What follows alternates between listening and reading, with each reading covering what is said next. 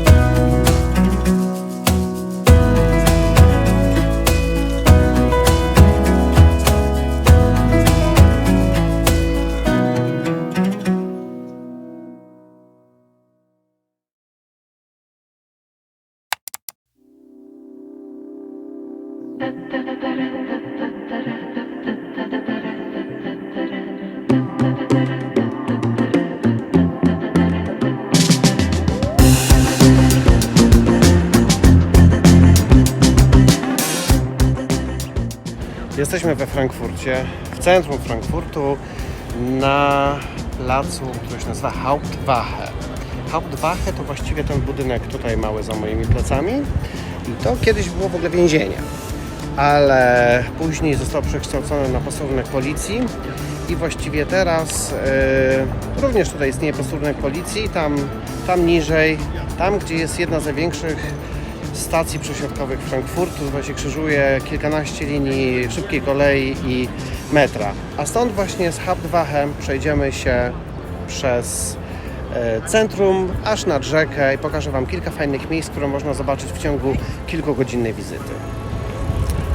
Tu widzimy kościół Świętej Katarzyny, a tutaj zaczyna się tak zwany Zeil, czyli długi deptak ze sklepami, domami towarowymi i właśnie w tę stronę ruszymy jako początek.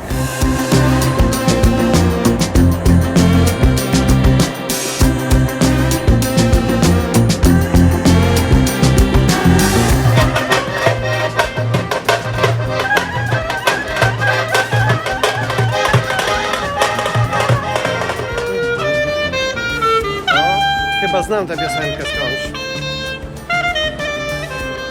Uliczny Grajek. Pamiętacie?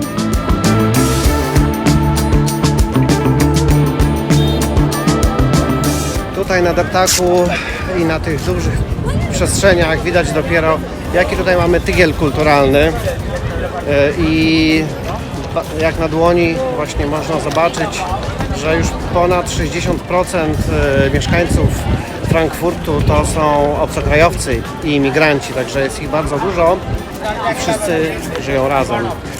Właśnie przed chwilą zwymyślał mnie po polsku jakiś pan, nawet nie wiem o co chodziło, ale powiedział, że jestem wyglądał niestety na bezdomnego, więc może irytowało go to, że ktoś sobie tutaj idzie i kręci filmy i dobrze się bawi. No ale było to takie średnio przyjemne, powiem szczerze, zwłaszcza, że w ojczystym języku.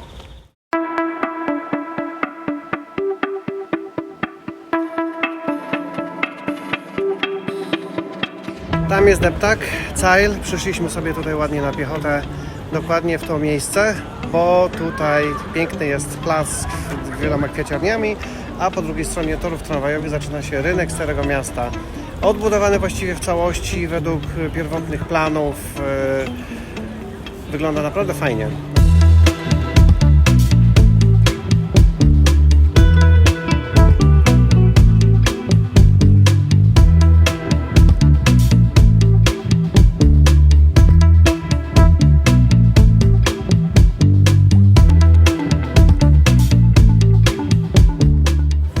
jesteśmy na rynku Starego Miasta. Za mną przepiękny ratusz, który pełni swoją funkcję od początku XV wieku. Dookoła przepięknie zrekonstruowano oryginalne kamienice, tak jak tutaj mamy te z murem pruskim. Plus do tego na dole kafejki. Można przysiąść, napić się lokalnego piwa, coś tam przekąsić, jakąś kartofę salat albo wursta. Generalnie Niemcy, no wiecie jakie mają jedzenie, tłusto i dużo.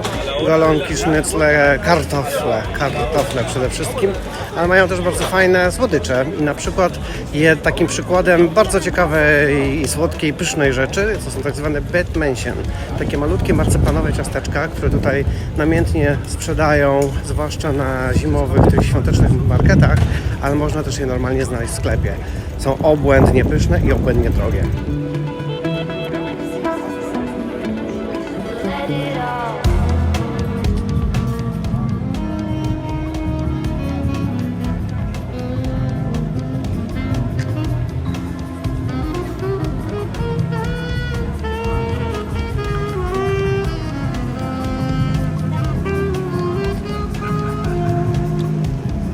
Tu się jakieś fajne rzeczy dzieją, nagrywają, filmują, tak jak ja, filmują. Dobra, fajnie na rynku, ale trzeba pójść troszeczkę w bok, żeby zobaczyć, jak wygląda nowe Stare Miasto, które zbudowali jakiś czas temu, a najnowszą część otworzyli chyba w zeszłym roku dopiero.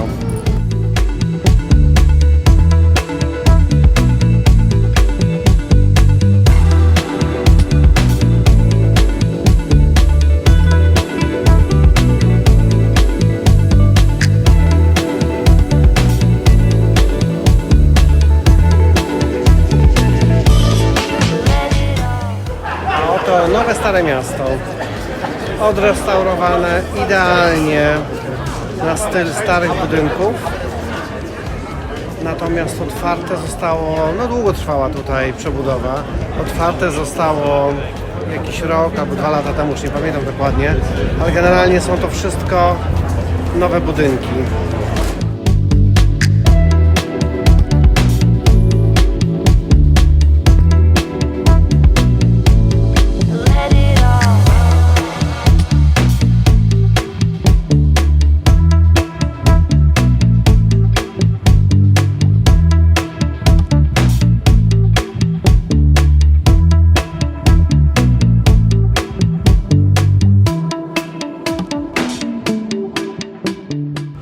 Najważniejszym budynkiem, budowlą Starego Miasta jest oczywiście katedra, której początki sięgają VII wieku naszej ery, przekonstruowana w XVI wieku oraz odremontowana w 1990 roku.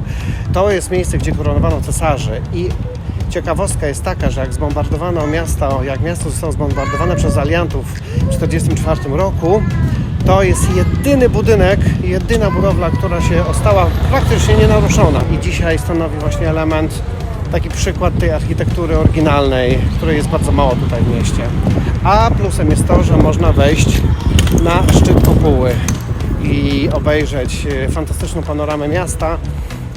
Tę panoramę, która jest najbardziej znana, czyli te wieżowce Frankfurtu, zwanego Bankfurtem, bo wszystkie wieżowce to prawie banki.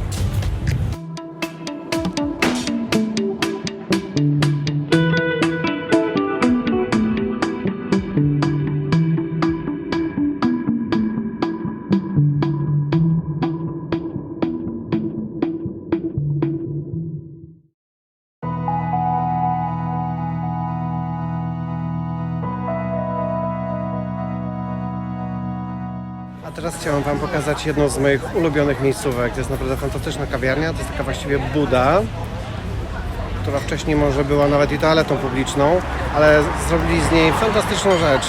Nazywa się Cafe Fine i jest umiejscowiona w parku. I w tym parku są tutaj stoliki. Świetna atmosfera, full ludzi zawsze. A najbardziej mi się podobają tutaj te fotele i kanapy powystawiane.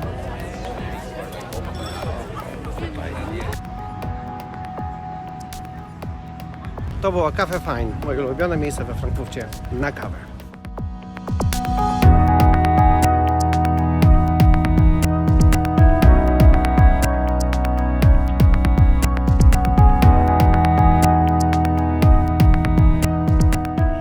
drodze ze Starego Miasta nad rzekę, nad Main, trafimy na bardzo fajny, nowy browar. Świetna knajpa, którą niedawno odkryłem, gdzie napijemy się dobrego piwka. Frankfurter Wirtshaus.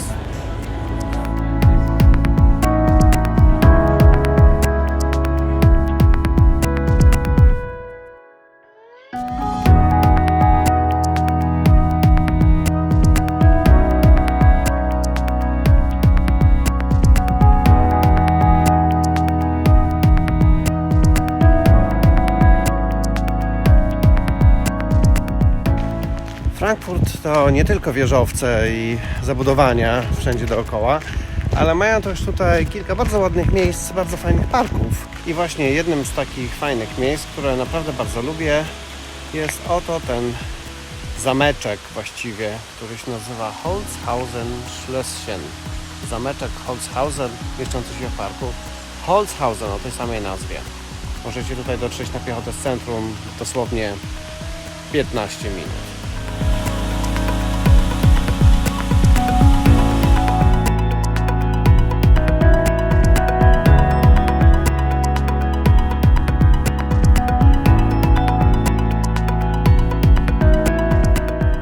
Miejsce jest bardzo przyjemne, bardzo lubię tutaj przychodzić czasami, jak mam chwilę wolnego, bo można tutaj odpocząć, nie tylko przy samym tym pałacyku, ale jest też bardzo fajny park, gdzie sobie można nawet zrobić piknik i jest nawet tam kawiarenka.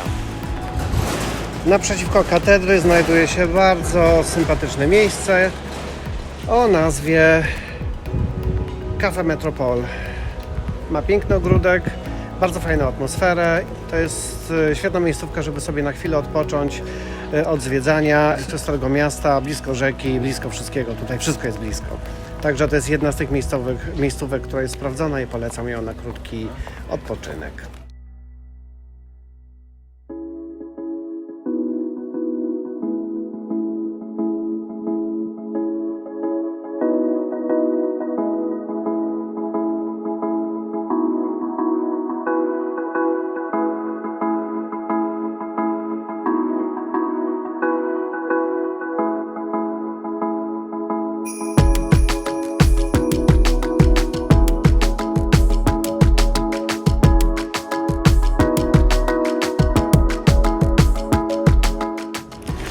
Zmiana koszulki mnie zdradziła. No nie jestem tutaj w tranzycie, ale jestem tutaj na kilka dni, dlatego mogę nagrać Wam filmik, mam więcej na to czasu. Jestem tu na kilka dni, a to dlatego, że mam znajomych i rodzinę we Frankfurcie, więc bywam tutaj dosyć często, dlatego znam to miasto całkiem dobrze i w związku z tym mogę Wam pokazać fajne miejsca, które są warte odwiedzenia nawet podczas krótkiego pobytu. Za mną budynek Commerzbanku, ten taki najwyższy, najbardziej znany, a tutaj właśnie już przysłania go pomnik Goethego, bo jesteśmy właśnie na placu Goethego.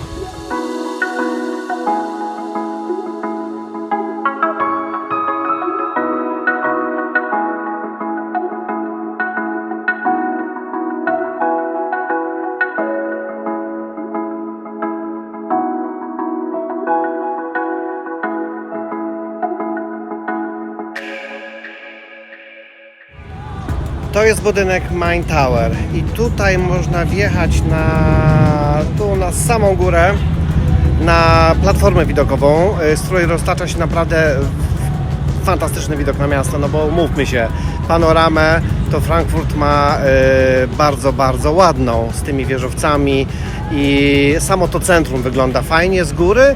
Mało kto wie, że to ścisłe centrum otoczone jest parkiem, w którym kiedyś były mury obronne i fosa, a został zielony pas zieleni, Został pas zieleni, który otacza właśnie to ścisłe centrum. To jest teraz park, którym się właściwie naokoło tego centrum można przejść. Widzicie ten budynek za mną? Kto był w Bangkoku, to wie. To jest taka skromniejsza siostra sławnego, chyba to się nazywa Pixel Building albo coś takiego w Bangkoku. Bardzo rozpoznawalny budynek, który chyba każdy, kto był w Bangkoku, to go widział. A część z Was pewnie była też na szczycie, bo jak się okazuje, tam jest platforma widokowa ze szklaną podłogą i można sobie pochodzić w skarpetkach, patrząc co jest pod spodem, a no tak jak mówię, wysokość jest naprawdę spora, więc no ciarki przechodzą, a zresztą zobaczcie sami.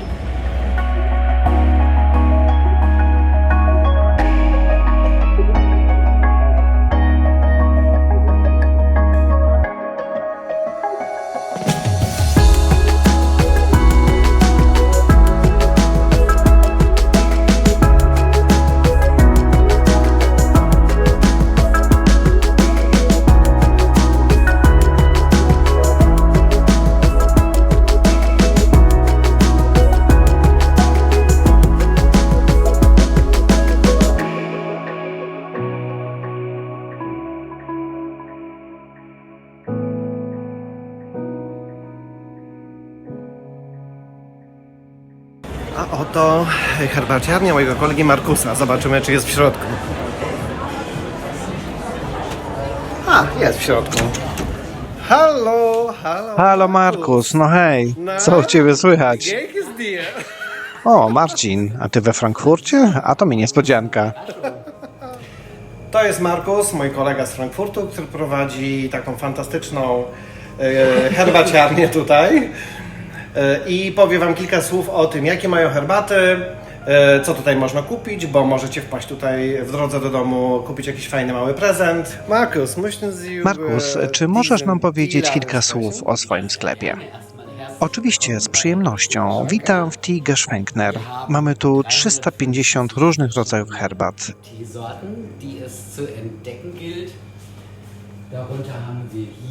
Tu na przykład są herbaty czarne, mocne, korzenne i słodowe, takie jak Assam.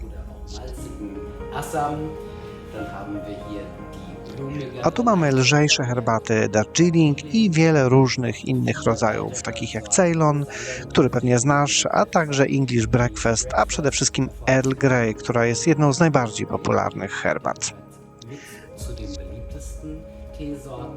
Tu mamy chai tea, a tutaj aromatyzowane herbaty zielone, a wśród nich nasz bestseller Marani. W tej części są herbaty owocowe, zaczynając od czerwonych, przez łagodniejsze, na przykład z imbirem i rokitnikiem, a tu na herbatach rooibos kończąc. A co to jest? To są takie próbki herbat. Możesz sobie otworzyć ten pojemnik i sprawdzić, jak pachną. Markus, a jaka jest Twoja ulubiona herbata? Szczerze mówiąc, wszystkie herbaty są naprawdę dobre i polecam spróbować każdej. Moją ulubioną jest aktualnie ta zielona herbata. To jest japońska sencha, którą hoduje się wyłącznie w cieniu, a brak słońca daje jej bardzo ciekawy smak. To moja herbata numer 1, ale oczywiście każdy znajdzie coś tu dla siebie.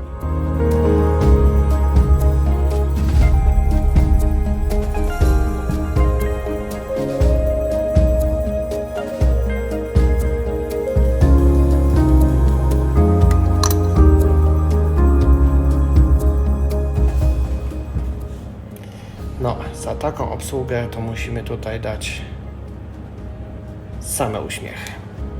I tak więc już wiemy bardzo dużo o herbacie, bo Markus powiedział nam chyba wszystko, co można o herbacie usłyszeć. Mamy tutaj mnóstwo rodzajów liściastej herbaty, drogiej, też tańszej, w najróżniejszych smakach. Mamy tutaj sprzedawcę roku Markusa i mamy tutaj też bardzo fajne herbaty pakowane,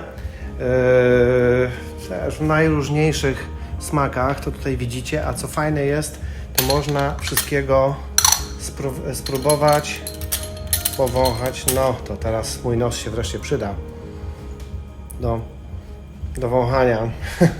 Akurat na jakiś Darjeeling trafiłem. Okej, Markus. Okej, Markus, dziękuję Ci bardzo. Wszystkiego dobrego i do szybkiego zobaczenia.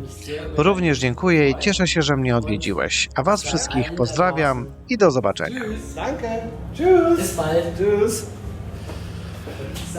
To była taka fajna wizyta Takie fajne spotkanie. Fajnie, naprawdę fajnie jest spotkać kogoś znajomego gdzieś na wyjeździe za granicą.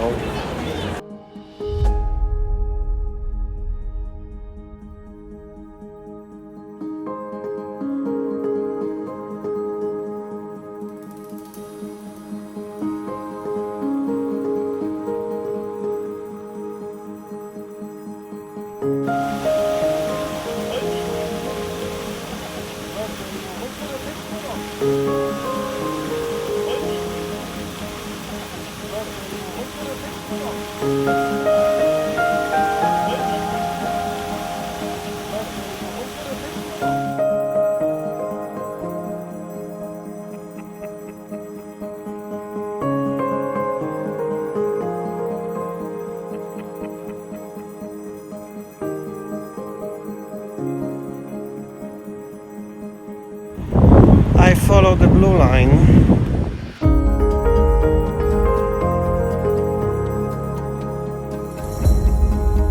Wszystkie pocztówki z Frankfurtu zawierają to, czyli euro. Euro, które rządzi tutaj niepodzielnie od lat.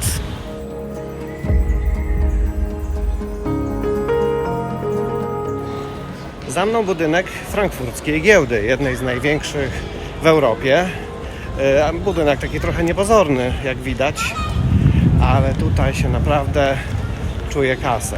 No a poza tym przed budynkiem giełdy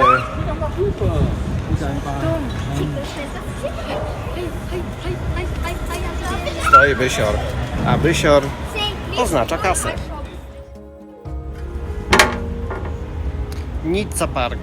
Bardzo ładne miejsce, zaraz przy dzielnicy finansowej, nad samym Menem, nad rzeką. Nie wiadomo, czy chodzi o nawiązanie do Nicei. Tego nie udało mi się doczytać, ale prawdopodobnie tak. Za mną mamy most pieszy, na którym możecie powiesić się na kłódce, no może nie dosłownie, ale powiesić kłódkę z inicjałami, no i z życzeniem, że tutaj wrócicie, chociaż to jest wątpliwe, mówiąc szczerze. No chyba, że następna przesiadka będzie we Frankfurcie.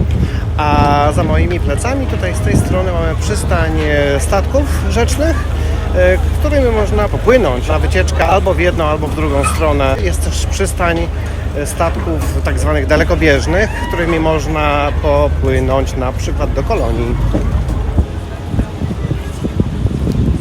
A tam po drugiej stronie to jest w ogóle Offenbach. To już nie jest Frankfurt, to jest drugie miasto. W tym miejscu na środku menu jest taka zielona wysepka i taki mały czerwony budynek. To jest Galeria Sztuki, bardzo sympatyczna, gdzie można za darmożkę sobie obejrzeć jakąś sztukę współczesną dla zainteresowanych. A po drugiej stronie tego miejsca tam kiedyś było kąpielisko i nawet takie są schodki kamienne, no ale oczywiście to jest prehistoria, teraz to już jest beton i nic tam więcej nie ma. Jakaś jedna pływająca knajpa i to tyle.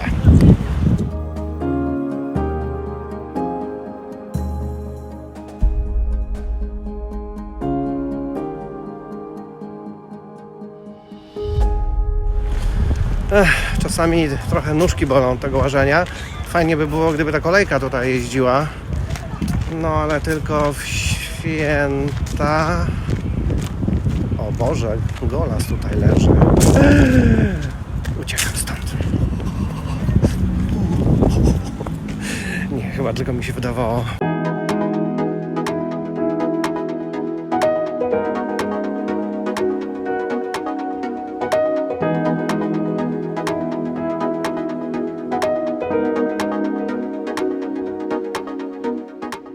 Jak to mówią, back on track. Nie warto jednak zbaczać gdzieś tam w krzeczory. A za mną właśnie panorama, która towarzyszyć Wam może podczas tego spaceru nad rzeką. Ja powiem szczerze, to jest jedna z najfajniejszych rzeczy we Frankfurcie. Ten spacer tutaj nad Menem, bo po obu stronach są ścieżki, są knajpeczki, są tereny rekreacyjne, nawet karetki jeżdżą. O, przestała. Nawet można sobie zrobić piknik. Spacerek bardzo przyjemny, ale właśnie dochodzimy do miejsca, które naprawdę lubię. Bo to, co tutaj zrobili z małego, starego portu rzecznego, to jest naprawdę superancka sprawa. A jest to knajpeczka, która się nazywa Osten. Notabene w sąsiedztwie Banku Europejskiego.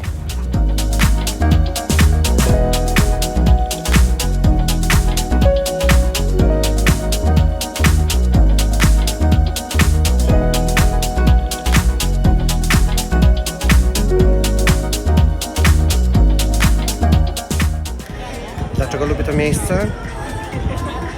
Ale właśnie dlatego.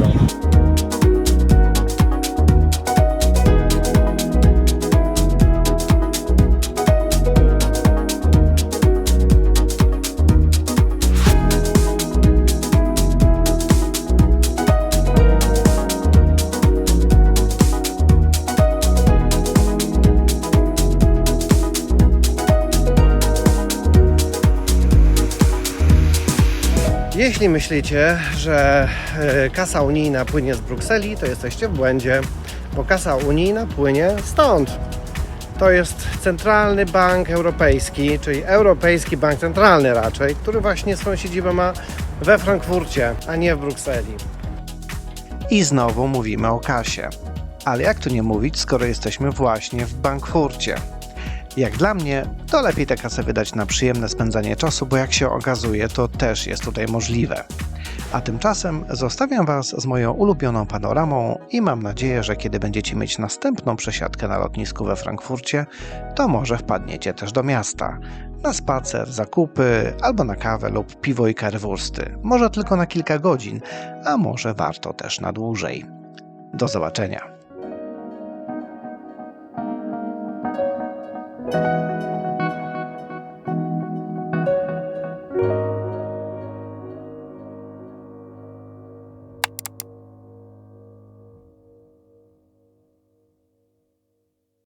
A teraz do archiwum tak zwanych outtakes, czyli jak to naprawdę wygląda. Ja tu filmuję. Tu jest mój kolega montażysta i filmowiec, z którym współpracuję, Mike Pictures. A tutaj, a kto wiezie nas do domu? Nie kto inny, jak Markus. Dobra, czasami trochę nóżki łażą od bolenia. Frankfurt również słynie z zamiłowania do sztuki. Jest tutaj bardzo wiele galerii handlowych. So Markus, vielen Dank, mach's gut und bis bald. Ja? Bis bald. Okay. Okay.